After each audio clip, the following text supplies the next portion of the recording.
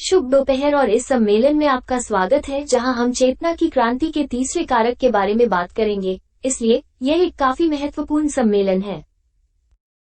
आइए याद रखें कि 3 कारक हैं जो हमें आत्म प्राप्ति के अपने लक्ष्य को प्राप्त करने की अनुमति देते हैं। आध्यात्मिक जन्म, जो सुप्रासेक्स के अभ्यास के माध्यम से किया जाता है और हमें अस्तित्व के अस्तित्वगत शरीर बनाने की अनुमति देता है।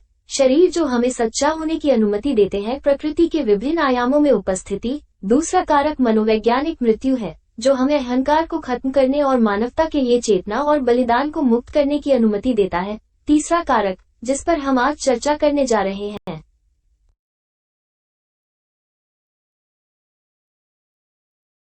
आज हम मानवता के लिए बलिदान के कारक के बारे में जानेंगे। यह क्या है, इसकी आवश्यकताएं क्या हैं, ये हमें अपने आंतरिक कार्य में आगे बढ़ने में कैसे मदद करता है और हम इसे कैसे विकसित कर सकते हैं। मानवता के लिए बलिदान का अर्थ निस्वार्थ भाव से संपूर्ण मानवता तक ज्ञान पहुंचाना है। शब्द का अर्थ पवित्र कार्यालय है। पवित्र कार्यालय बुद्धि का है, ये पिता की शक्ति से संबंधित है। पिता का कार्यालय शिक्षण का है, बुद्धि देने का। जब हम मानवता के अन्य भाइयों को आत्म साक्षात्कार का मार्ग सिखाते हैं तो हम घनिष्ठ रूप से पिता की शक्ति का प्रतीक होते हैं। ये स्पष्ट है कि सारी मानवता नहीं जानती कि वो क्यों जीती है। लोगों को पता ही नहीं है कि उनका जन्म किस लिए हुआ है। उन्हें किसी ने नहीं बताया। वे सम्मोहन की स्थिति में रहते हैं, पूरी तरह से मोहित हो जाते हैं और उनकी चेतना पूरी तरह से सो जाती है। तो हमारी जिम्मेदारी है कि हम सिखाएं कि इसका कारण क्या है। अस्तित्व, हमारा जन्म क्यों हुआ, अस्तित्व की संभावनाएं क्या हैं, हम अस्तित्व के साथ कैसे एकीकृत हो सकते हैं, ताकि हर कोई वही करे जो उन्हें सबसे अच्छा लगता है, हमेशा स्वतंत्र इच्छा का सम्मान करते हुए।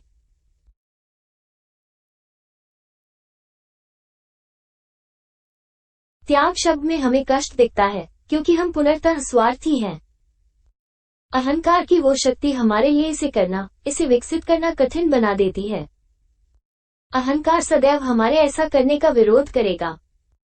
अधिकांश लोग जब 3 कारकों पर आते हैं तो सोचते हैं कि इन्हें अभ्यास में लाना बहुत आसान है, लेकिन जब वे उन्हें लागू करने जाते हैं तो उन्हें समझ नहीं आता कि यह उनके लिए इतना कठिन क्यों हो जाता है। आमतौर पर बलिदान बहुत सरल होगा। ये वास्तव में जटिल हो जाता है क्योंकि हमारे भीतर एक भी अहंकारी नहीं है, लेकिन लाखों अहंकारी अलग अलग दिशाओं में इशारा करते हैं। इसके अलावा हमारे भीतर डर का अहंकार है, जो डर नहीं है बल्कि लाखों डर हैं जो हमें निस्वार्थ भाव से सेवा करने की अनुमति नहीं देते हैं। यदि आप चिंतन करें तो आपको एहसास होगा कि कैसे, उदाहरण के लिए, हमारा डर कि लोग हमारे बारे में क्या कहेंगे, वे क्या सोचेंगे, अपना खाली समय या पैसा कमाने के लिए अपना समय खोने का डर दूसरों के लिए खुद को बलिदान करने में बाधा बन जाता है। प्रेम सदैव कार्यों में देखा जाता है, प्यार की कमी, डर की जड़ में, चूक में। जब हम मानवता के लिए खुद को बलिदान करना शुरू कर देते हैं तो हम स्वतः ही निस्वार्थ होने लगते हैं। आइए इसका अध्ययन करें। स्वयं को अहंकार मुक्त करने का अर्थ है स्वार्थी होना बंद करना, या जो हमारे पास है उसे दूसरों के साथ साझा करना। यदि हम वास्तव में कुछ हासिल करना चाहते हैं तो हमें अपने भीतर मौजूद अहंकार और स्वार्थ को खत्म करना होगा, और इसकी कुंजी मानवता के लिए बलिदान है।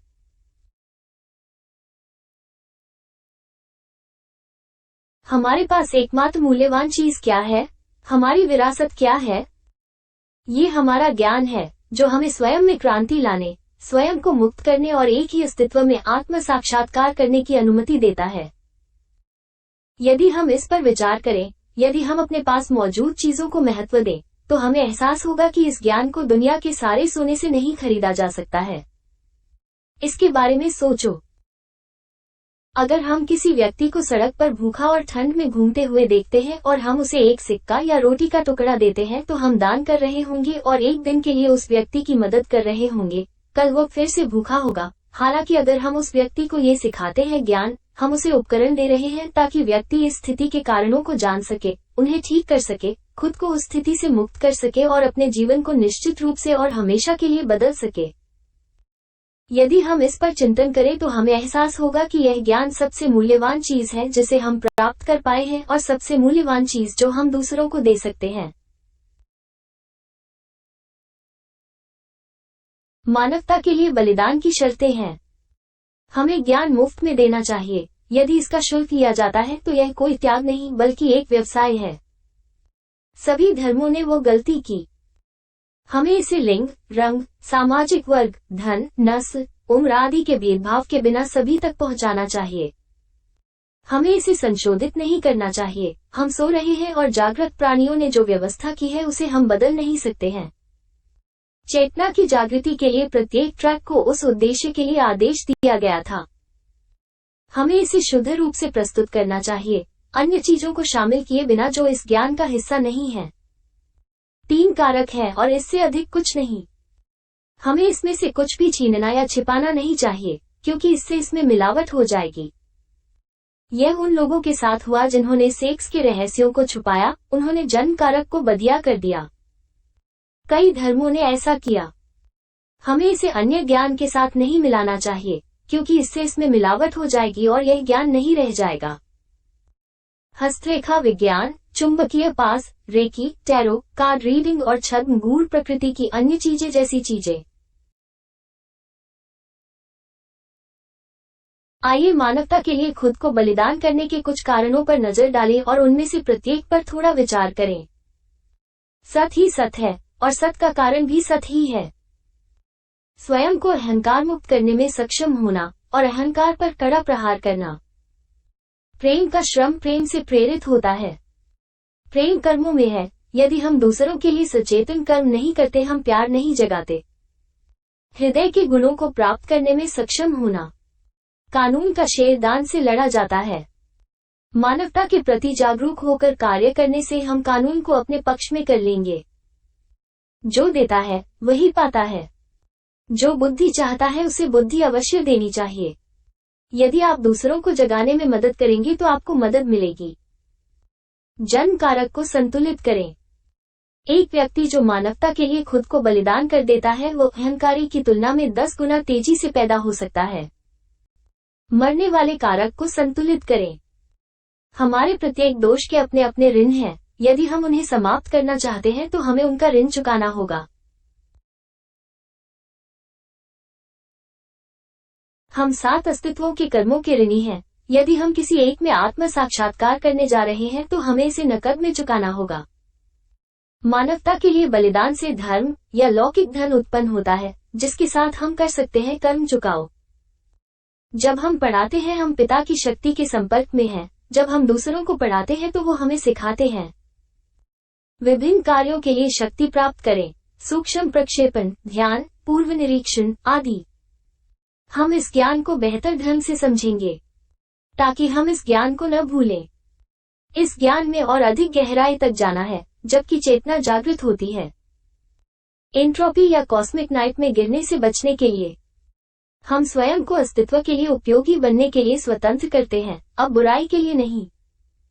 निस्वार्थ भाव से काम करने से जो आनंद मिलता है, शिष्य को प्राप्त करने के लिए जो हमें पूरी में प्रवेश करने की अनुमति देगा। निस्संदेह यदि हम निरीक्षण करें तो सभी का मानना है कि एक बार व्याख्यान सुन लेना ही काफी है।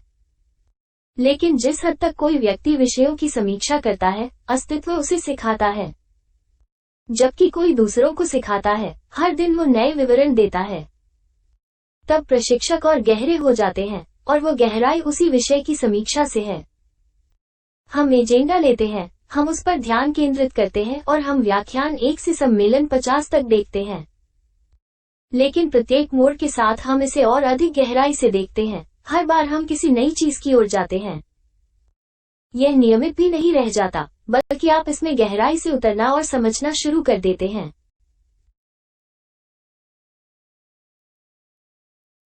जब कोई कहता है हमारी प्रतिदिन की रोटी, तो वह उस ज्ञान की बात कर रहा है जो पिता से प्रतिदिन हमारे हृदयों में आता है। इसलिए जब कोई अनुरोध करता है हमें हमारी प्रतिदिन की रोटी दो, वो स्वयं को खिलाने में सक्षम होने के लिए बुद्धि मांग रहा है। क्योंकि हम न केवल भौतिक भोजन पर जीते हैं, बल्कि उन अभिव्यक्तियों पर भी जीते हैं जो उच्चतर लोकों से आती हैं। पीनियल और पिट्यूटरी ग्रंथियां एक गुप्त मार्ग के माध्यम से, एक बहुत ही विशेष द्वार के माध्यम से पिता की बुद्धि को हृदय तक भेज सकती है, लेकिन आपको इसे महसूस करना होगा, आपको इसे जीना होगा। और जब हम शिक्षा दे रहे हैं और पिता के पद का अभ्यास कर रहे हैं तो हमें ज्ञान भी प्राप्त होगा।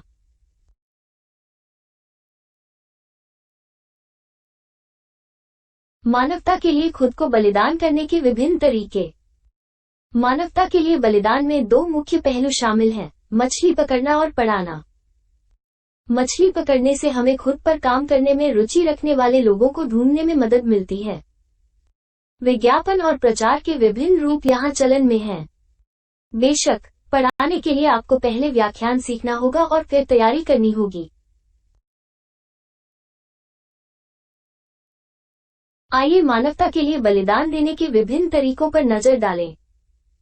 पहला तरीका यह है कि जब कोई किसी पाठ्यक्रम में भाग लेना या इस सम्मेलन को देखना शुरू करता है, फिर परिचितों, परिवार, दोस्तों, पड़ोसियों आदि को पाठ्यक्रम में भाग लेने या इसे देखने के लिए आमंत्रित करें।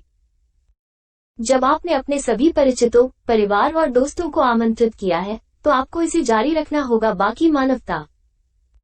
फिर आप फ्लायर्स वितरित कर सकते हैं और लोगों को इसमें भाग लेने के लिए आमंत्रित कर सकते हैं। आप पोस्टर लगा सकते हैं या अन्य प्रकार के विज्ञापन अभियान चला सकते हैं। मानवता के लिए खुद को बलिदान करने के लिए हमें जो कुछ हमने सीखा है उस पर विचार करके और समझकर खुद को तैयार करना चाहिए। बाद में उस व्यक्ति को एक कमरे में व्याख्यान निर्देशित करने में सक्षम होने के लिए प्रशिक्षित किया जाएगा, या ये ऑनलाइन हो सकता है, जैसा कि मैं अभी कर रहा हूँ। एक बार जब हम सीख जाएंगे तो हम इस ज्ञान को नए लोगों के सामने प्रस्तुत करेंगे। बाद में आप अपना खोलेंगे, पहले कमरा लें और उसका कार्यभार संभालें, या यह एक ऑनलाइन पेज हो सकता है। इसके बाद अन्य स्थानों पर भी ज्ञान फैलाने के लिए कमरे खोले जाएंगे। बाद में आप एक अंतर्राष्ट्रीय प्रशिक्षक बन जाएंगे और अन्य देशों के लिए समूह खोलेंगे। फिर समूहों का नेतृत्व करें और उनका मार्गदर्शन करें। ज्ञान की पुस्तकें लिखना, विज्ञापन अभियान चलाना, स्थानीय, राष्ट्रीय या वैश्विक। फिर अधिक जागरूक बलिदान देने में सक्षम होने के लिए जागृति आती है। आइए इस पर विचार करें। महत्वपूर्ण बात यह है कि जब आप पढ़ाने का निर्णय लेते हैं, इससे कोई फर्क नहीं पड़ता कि कहाँ, ये सड़क पर, पार्क में, कैफेटेरिया आदि में हो सकता है। आप जो कुछ भी सिखाते हैं वो ताकत बन जाता है, और हमें आगे बढ़ने में सक्षम होने के लिए ताकत की आवश्यकता होती है। इसलिए इस सम्मेलन पर यह विचार करना अत्यावश्यक है कि क्या हम दूसरों के लिए बलिदान देने के प्रति दृष्टिकोण बदल सकते हैं और यह महसूस कर सकते हैं कि इस तीसरे कारक का अभ्यास किए बिना हमारी चेतना को जागृत करना असंभव है।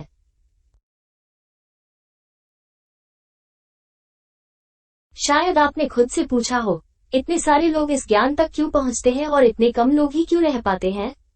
खैर, क्योंकि उनके पास बस के अंदर खुद को सहारा देने के लिए कुछ भी नहीं है, बस सम्मेलन कक्ष का प्रतीक है। इसलिए वे स्थायी रूप से जा रहे हैं। उनके पास पर्याप्त धर्म नहीं है, इसीलिए आपको लगातार उस धर्म और उस शक्ति को उत्पन्न करते रहना होगा ताकि आप जो ज्ञान प्राप्त कर रहे हैं उसका भुगतान आंतरिक रूप से कर सके। सूत्र है, करना शुरू करो। याद रखें कि प्रेम हमेशा हमारे कार्यों में मौजूद होता है, प्रेम की कमी, भय के कारण, हमारी चूक में। खैर, ये तो आज का सम्मेलन था। मुझे आशा है कि आप इस कारक, वास्तव में, समग्र रूप से चेतना की क्रांति के 3 कारकों का अभ्यास शुरू करने के लिए प्रेरित होंगे। यदि आप अध्ययन के लिए इन सम्मेलनों से सामग्री प्राप्त करने और मानवता के लिए बलिदान देने की अपनी प्रक्रिया शुरू करने के लिए तैयार होने में रुचि रखते हैं, तो आप मुझे एक संदेश भेज सकते हैं कि मैं इन सम्मेलनों में सीखने और सिखाने के संबंध में आवश्यक हर चीज में आपकी मदद करने और मार्गदर्शन करने के लिए पूरी तरह तैयार हूँ। आपका बहुत बहुत धन्यवाद और अगली बार तक।